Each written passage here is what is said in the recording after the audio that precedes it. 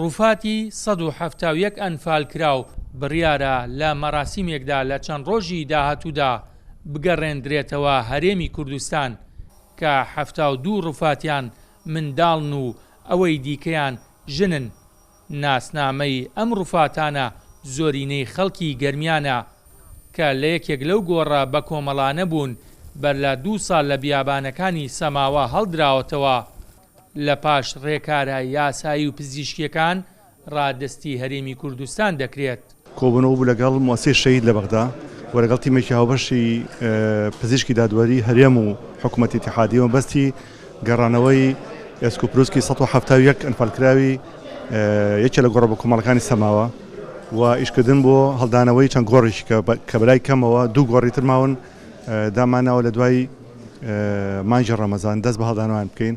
تم إكمال فحوصات 171 حالة بالكامل. پشکنین بۆ 171 ڕووفات کرا کە لە گۆڕێکی بە کۆمەڵ دۆزرابوونەوە زۆر ناخەژێن بوون چونکە تەنیا لە منداڵ و ژن پێکات بوون کە زیندە بەچاڵ کرابوون و هیچ شوێنەوارێکی فیشێکیان پێوە نییە کە شەهید کرابن بۆیە دەڵێم زیندە بەچاڵ کراون. جملة التقارير سيتم تسليمها بصورة رسمية بمراسيم خاصة إلى إقليم كردستان من قبل فريق مشترك. ابتداء أود أن أوضح بأنه القبر سەرەتا دەڵێم ئەم گۆڕەی کە 171 ڕووفاتی لەخۆ گرتووە کۆتا گۆڕ نییە لەو شوێنە زیاتر لە 10 بۆ 12 گۆڕ لەو شوێنە هەیە و ئاماژە سەرەتایەکان ئەومان پێ دەڵێن زۆرینەی ڕووفاتەکان تایبەتن بە ناوچەکانی کەلار و گەرمیان بەڵام ئەمە زانیاری سەرەتاییە تا ئەو کاتەی سەرجەم گۆڕەکان هەڵدەدرێنەوە ئەو کات بۆمان دەردەکەوێت ئایا تەنها ڕووفاتی گەرمیانە یان ناوچەکانی دیکەشی تێدایە.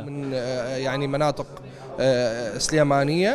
وتم اللقاء بكادر متقدم في مؤسسة الشهداء. دەستگای شەهیدانی عێراق ڕای دەگەێنن کە لە داهاتوویەکی نزیکدا کەس و کاری شەهیدان و ئەنفال کراوەکان سوودمەند دەبن لە کورسی خوێندنی باڵا و سەرجەم ئەو امتیازاتانەی کە حکومەتی فیدراڵی پێشکەشی دەکات. دەستگای شەهیدان نووسراوی ئاڕاستەی وەزارەتی خوێندنی باڵای حکومەتی فیدراڵ کردووە بۆ ئەوەی نەوەی شەهیدان یان واریسەکانیان لە خوێندنی باڵا وەربگیرن لە پاش ئەوەی کە لەلایەن وەزارەتی شەهیدانی هەرێمەوە پشتگیری دەکرێن. هەروەها کار دەکرێت لەسەر ئەوەی لە سەرجەم ئیمتیازاتەکانی حکومەتی فیدراڵی ئەوانیش پشتیان هەبێت. ئەمە پرۆسەیەکی بەردەوامە.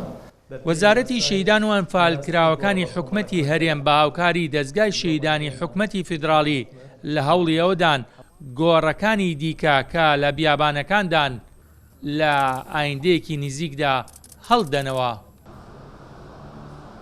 ئەنفال ئەو کارە ساتەیە کە هەرگیز لە هزری کووردا ناسڕێتەوە. 34 ساڵ تێپەڕ دەبێت بەسەر ئەو کارە ساتە.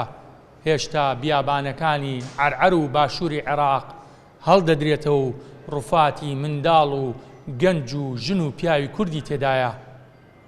وەزارەتی شەهیدان لە هەوڵیەوەدایە کە ئەو ڕووفاتانە بگەڕێنێتەوە هەرێمی کوردستان. بێستون سەلام. کورسات نیوز بەغدا.